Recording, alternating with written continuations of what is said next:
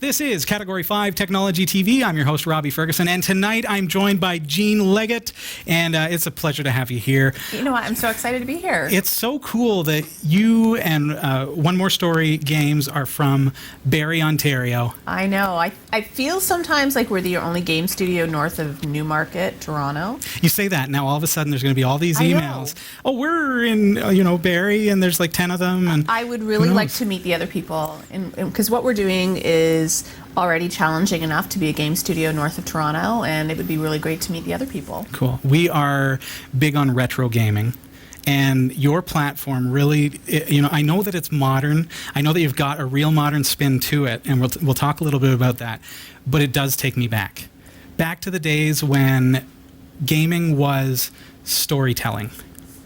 Yes. Can you tell us a little bit about your company, what it is that you do? Sure. So my husband is sort of like the visionary behind the company. My job is the evangelist. I go and I talk to people, right? So I spread the word of One More Story Games. Yep. And, Blair really started making his first game when he was 8 years old, and he played a lot of the Ultima series. So do you remember the Ultima series? Yeah. And there was a period of time where in 2009, he had worked for EA for almost 8 years, and they laid a lot of staff off. Sure. So in his spare time, I guess he had a lot of spare time, he recreated Ultima 4 in Flash. Nice. And if you ask nicely, we might tell you where that is. Could we link to it? No. Is it proprietary or is it open? Well, Good Old Games has the rights for it now. Oh, But rights. It's Rights. the whole idea Yeah. that storytelling Recreated. in games, it really is. It goes back to, what matters in games? Characters, events, relationships. And for me, I would much rather play a game where I'm interested in what's happening than there's some really visually stunning games that are happening right now. Sure, yeah. And the Game Developer Conferences is happening right now in San Francisco, and we're sort of like, we can't be there right now. They're really focused on virtual reality. Sure. It's like, but before you can even get to virtual reality, I really think that you need to have strong storytellers in there first. Isn't it true, though, with virtual reality, we are going to have a shift back to storytelling? Because when we look at things like Microsoft's offering and the ability to enter an immersive environment within your home, what would be better than storytelling in that environment? To have a murder mystery happen right before your eyes and participate in it. It's kind of creepy, actually. It's creepy, but awesome. I can see it happening. It's true. So what we've done is we've actually created Blair calls it a fancy word processing. It's like fancy word. Yep. That you can enter your people, your places, your locations. So you're just like uploading graphics and typing in your text and saying, okay, so here are the fundamental things that tie events together. So if you've been to our website and played some of our games, you'll know what I mean by that. And then there's a little bit of a scripting component using Lua scripting. And, for writers, what we're hoping to do is help them transform from traditional writers where they're writing linear stories into narrative designers. So does it almost become an education process, as you've provided a platform for a writer to learn to create a game based on their writing? Absolutely, because they really have to think about, am I creating something where I'm just creating a visual component of my novel, or am I creating a sandbox world where you as the audience, or do we call them readers, do we call them players? We just call you the audience. So you as an audience member get to go in. Does it matter what order I explore the world in? Right. Am I creating something that's an open world for exploration? Am I creating what we call branching narratives? So one choice here affects how the rest of the story goes. So really it is absolutely an education of the writer and getting to think differently about narrative. There's obviously two facets to it. You've got your users. What do you call them? The audience. The audience. So the audience is really the reader and the game player, and then you've got the writers. So can I, as somebody who, and this is not me myself, Robbie Ferguson, but can I, if I was a writer, say, okay, I want to take my existing book and turn it into a game, or let's actually write a storyline for a game. You can do a number of different things. We are currently in beta. We're in open beta. Okay. It just means that if you are interested in coming and writing with us right now, you need to be a little bit patient while we sort out a few things. And we're starting to do webinar courses so that we'll everybody will join in on a conversation, and we can brainstorm what your story might look like in a living, breathing, interactive world. Yeah. Are you using like a Google Hangout, or I noticed that you do have a YouTube channel. We'll put that below. Yes. And on that channel, you have a really great assortment of step-by-step guides. Hey, if you want to be a game creator, just follow these guides. And we don't have to get into the technical stuff here tonight, because you've already done that, and you can go to the YouTube channel. We've tried to make it as easy as possible. I think really right now the only thing that's missing is the scripting, but there's in the software there's actually a that's Word Lua. document. It is Lua, which is cool. Yeah, and it's for the people who are really into programming, there's IntelliType stuff there. So I think it's really cool. And you could create something that's like 5 to 10 minutes of gameplay. You could create a prequel to your novel if you wanted to promote your stuff, or you can just play. You can take photographs. It doesn't have to be 3D worlds, and it doesn't have to be illustrations. You could create a murder mystery in your own house. Cool. This is Category 5 Technology TV, and I'm speaking with Jean Leggett. Check out their website. It's onemorestorygames.com. What birthed the idea of One More Story Games? Well, as I mentioned, Blair had worked at EA for 8 years, and so he's got the experience. But something must have made you go, you know what? Let's do this. Let's make this into an actual platform that people can use. I think going back to the time that he spent on recreating Ultima, I think what he really wanted at that point was to create something to let other people create other Ultimas. I think that was the genesis of it. Okay. And he worked at Zynga for 2 years. And to just sort of see how the games industry has been changing and evolving. Blair and I both have English degrees. We're kind of nerds that way, but he also has the computing science background as well. Okay. And when it comes down to it, who are we as humans? That's the one thing that we have, is we have storytelling. We've been telling stories since cavemen on the walls. And I think that's the thing that's missing right now is quality storytelling. And why not have writers create the content? Sure. So what kind of stories are there on your platform right now? Right now, we have a murder mystery set in Barrie. We have Barrie, right here. Can you tell us a little bit about it, just brief? Sure. It's your first day on the job. Isn't that how they all start? Are you like a it's your first day super on the job. spy? No, Superhero. You are just a plain old detective. Okay, and, a plain old detective. Is there such a thing? Maybe there's a plain clothes detective. Oh. You never know. I might be spying. And so there's a murder at the construction site, and you need to figure out it's a homeless person, but it doesn't seem right to you. And everybody else wants to write it off as a suicide, and they're like, I don't think so. So you got to look for the clues. You got to figure out. We put some subtle clues in there, and Yeah. at first they were too subtle. So I'm like, okay, we got to amp it up a little That's bit. interesting, because you don't get that feedback when you write a novel of maybe something's a little lacking, but I guess you would see that in your platform. You're going to get the feedback that, hey, I couldn't. You could almost see people going through the process. Where are they getting hung up? Where are they getting stuck? And hey, let's improve it. We actually have an analytics system in the background, so we can see what mouse click you made. So you as an author will eventually have access to that information. Yeah. And so say you're creating something that has maybe 8 different outcomes. Maybe the analytics will show you that 95% of the people choose path B. Like, isn't that interesting? Interesting, yeah. And so maybe that will challenge you to up-level your writing as a narrative designer. Yeah. We have 2 sort of sci-fi. We have 3 stories that have female protagonists, because that's something we feel very strongly about is diversity. Yeah. And the latest game that we have that I'm incredibly proud of is called Mandatory Upgrade X Marks the Spot, and it's a cyberpunk mystery. I want to talk a little bit more about that in a couple moments' time. I want to give the opportunity to you viewers, if you're watching live, join us in the chat room. Jeff, Sasha, you're over there, and I'm sure you have questions for us as well, for Jean in particular. And if you have any questions, Sasha is watching the chat room and able to get those into us here in the studio. So far, there's really only one suggestion, and it's a story related to Sasha and spilling things all over. Oh, we've actually got a story writer in the chat room? Yeah, they want to write a story about Sasha spilling things all over electronics and what happens to her in the studio. So, Jean, the question then becomes, what can somebody who has ideas do to participate in your platform as a writer? And I want to talk about the gamer too, because a lot of people are going to be thinking, I'm not a writer. I could never write.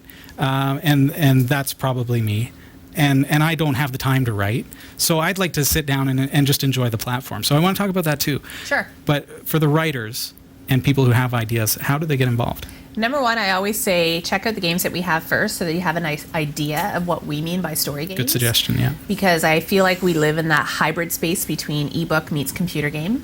And if we're going to be publishing things on your behalf, because we do actually pay the writers, kind of crazy, right? So you guys should write games. Do I have to pay to write? Well, you get our software for free for a couple of months. And so it's a trial. And it's a trial period. Yeah, okay. And then it's a very reasonable fee. So do you almost, and this is kind of sidestepping a little bit, but just to understand a little bit, do you almost become a virtual publishing company in a way?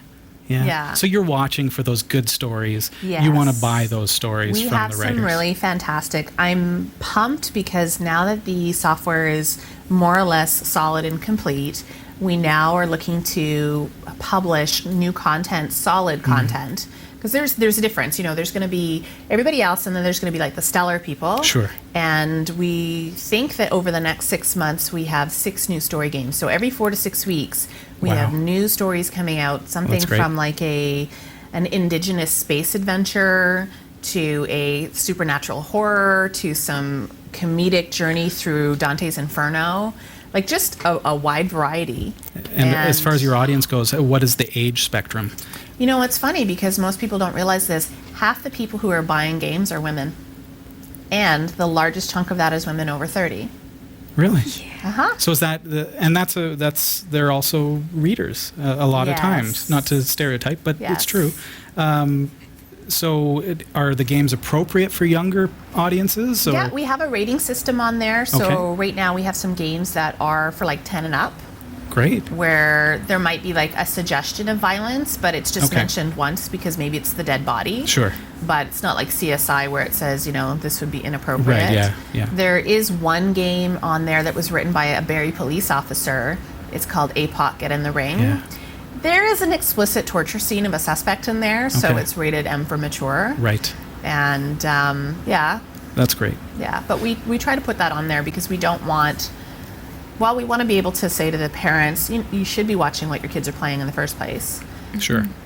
Yeah, and that's not always easy, so having the rating system in place is a great idea.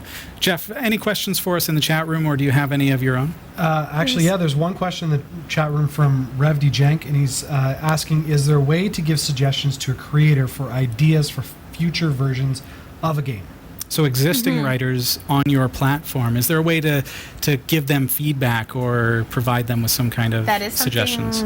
That is something that we're going to be developing as we move forward. So right now, there's no way for you to give a rating on a game that you've played. Right. But that is a feature that's being built in. We're building in, how Twitch has the tip jar? Yep. So there's going to be a tip jar in there. So if you're like, you know what, I paid money for this game, but this was fantastic. Right. So we're still building support those the features author. in. Yeah, absolutely. I think one of the core problems that's happening in the games industry is we have created a freemium model where everybody's like, I'm going to give you your first hit for free. Okay. And we know what model that works under. It's the anyways, so that's not what we're trying to do. We're trying to say, listen, people spent a lot of time to build these stories, and they should be paid for their work. And we should start to appreciate artists and writers more. Sure, absolutely, and I think and the rating system strikes me as something that would do very nicely. If I was a writer, I'd like that feedback. I love. My wife is an author, and we watch the Amazon ratings because those are important to us as publishers and to her as the author to get that feedback. Also, it's important when it says verified purchase. Sure. You know, we really Yeah. want to. Could there- you say there would be a way? feature for us. suggestion? Made it to the end of the book. Yes, actually. So that's what I was thinking, because it wouldn't really be fair. I saw on Goodreads somebody had trashed a friend's novel, Read the back. and she said she read the first 15 pages of it. And Come on. hated it. Didn't even She get gave into a it. 1, and I thought this is actually one of the best books I've read in a really long time. Yeah. And I read the whole thing. Yeah. So wouldn't it be cool if you could say, listen, maybe you gave it 2 stars, but you only played 15 minutes of it, and other people are like, Sure. I played to the end. Oh Yeah. my God, this was amazing. Yeah. That's So, important knowledge for sure. It'll be interesting to see how we can track that over time. This is Category 5 Technology TV. I'm Robbie Ferguson, and I'm joined by Jean Leggett, and she is from OneMoreStoryGames.com. The technology behind your platform. Right now, your website is predominantly Flash-based. Yes. I understand that there's some transition happening there, but what other technologies are available or are in line to be brought to your product? Right. So right now the authoring tool, you know, thanks Chrome. Chrome no longer supports Silverlight. So for people who want to do the authoring component of it, they actually have to open up Firefox and download. So it's a Silverlight app? It's a Silverlight app that you Okay. download, and we pretty much update it maybe once a week when we're implementing new features and Okay. stuff like that. So it's like, that's the only reason I have Firefox on my computer. Sure. That's fine. So it will work on Windows, Mac, or Linux then? It because works it's- on Windows right now, Yep. and we are working on Mac development. That's Okay. been on the list for a really long time. So it will be something other than Silverlight? Or Mono? Yes. So we are looking to upgrade the entire system. So right now you have the software, and then Yep. you have the game portal. And software is in Silverlight, and the game portal is in Flash. Okay. Both of which are not where we want to be Sure. a year or two from now. So they'll both be integrated into an HTML5 Great. cloud-based program. So what happens for iOS players on a phone where No, Flash is not? sadly, they cannot play our games. Just yet. However, if you play the Facebook app, because we are on Facebook really? as well, Okay. if you play the Facebook app on anything other than Safari, so if you have Okay. Mac Chrome and you play the Facebook version, do you know what I mean? Like, Little bit roundabout, as a sure. technology company, Apple And drives these me are a the little bit things. crazy. These are the things that you encounter as a tech company and as a startup, and just getting the ball really rolling. And great, Firefox has blocked Flash. Yes. And so it's like So these are the growing pains But that we we go do through. have, you can play our games. We're in the Google Play Store. I always Fantastic. recommend that So it's people on use, Android. Yes, I always Yeah. tell people they should use the quotation marks and look for story worlds. Otherwise, they'll be like shuffling through Okay. a lot of Yes, for sure. games. Yep. And so they can download that. Story It's worlds. really awesome on tablet. No I doubt. think it was like made for tablet, to Perfect. be honest. You've got to check it out. It's OneMoreStoryGames.com. Story World in the Google Play Store. Story worlds. Worlds, Worlds, plural, multiple in worlds. quotes. Multiple worlds. What's next in line for One More Story Games? Well, we made a pretty exciting announcement last month that we are working with a #1 New York Times bestseller. Did I tell you that? I've read about it. Oh. So, I don't have the inside skinny, but you can give it to me now. Oh, that's It's just between you great. and I. So Okay, and nobody else here. Nobody else here. The lady that wrote the novels, the Sookie Stackhouse series. Yeah. Which became HBO's True Blood. The vampires. Right, and yeah. the adult romance. Yeah. We'll call that, yes. I'm totally into that. So her name But is your Charlaine 30-something Harris. ladies, maybe. You know what? She has sold to date over 36 million novels. And she's working with And she's One More working Story with One More Games. Story Games, a Wow. tiny startup studio Yeah. north of Toronto. Because what we want to do is we're taking a couple of her older mystery novels and turning them into story games. So that if you have fantastic. read her novel, you will still have a Supplemented? completely new experience Oh, nice. of the world. And if you've never encountered her before, you'll be like, wow, I love the characters, I love what's going on here. I want to go read the novel and see how it's different. That's cool. Tell me about your latest release. Mandatory Upgrade, X Marks the Spot, was designed by a game designer in Victoria. And we like to try and keep things as Canadian as possible, but we do have some really great people outside of Canada. And The next one really- could be you. It could be, Could be you know. you. And what's really cool is you go in and you play Special Agent Rachel Varley, It's your first day on the Sweet. job. I have always wanted to be Rachel Barley. It's your first day on the job. You've been going through training, and there's this hideous murder that's happened. Okay. And they're trying to figure out how this happened because it's a cyberpunk thing. There's some cool technology. So we going get to dress on. up like that? No, there's no dress up. I don't know if that's your. These thing. are not text based entirely. We've These got a are lot of visual, imagery. yes. We've got soundtracks There as is well. sound, It's very and immersive. when we started playing, because we've been developing the engine and we've been making the games as we've gone along. Yeah. So the more recent games obviously have benefited from the more recent features. So when I go back and I play some of the older games that don't have the music, Right. I'm like, these are okay. Yeah. But now that you play the ones with the music and Yeah. like Hard Vacuum Lullaby we released in, I think it was November, and it's the space adventure. It's free, it's half hour. And all of a sudden there's a moment where you have to decide, are you going to use a metal locker door or your arm to stop the machine? Oh my. And the sound effect will be very different Oh my. depending on what you choose. Yeah. Okay, so You you're going to know? have to check that one out as well as, check out the synopses that are on the website, find out which one is of interest to you, and then just click the Play Now button. Yeah. I guess it's as simple and as that. Have fun. We've if you get stuck, there's little help buttons there, and we're very open to feedback. We're on Facebook, we're on Twitter, YouTube, we're everywhere. Very good. Well, thanks for being here, Jean. And do check out our platform. It is onemorestorygames.com. And give us some feedback. Let us know what you think about the platform and what it is that Jean and her company are doing. And make sure you do check that out today. So thanks for being here with us. Thanks very and much. congratulations on launching this. This is, I Thank mean, I know you. you're a few years in, and it's really snowballing now, but there are some exciting things to come for you. And we're really excited to I think this is our know that year. you're local. Yeah. This is it. So all the best. Thank you. Thanks.